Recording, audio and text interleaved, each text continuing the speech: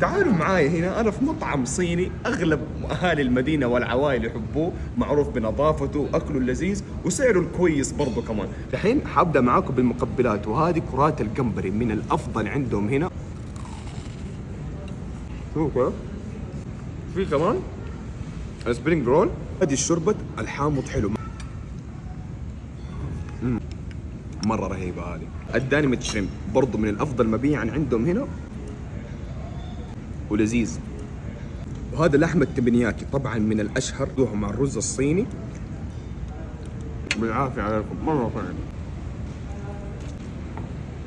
دام جديد عندهم اسمه تسو، يجيكم حار وحلو. هنا نجربه، لا رهيب والله. الحرارة فيه له مرة رادعة بسيطة.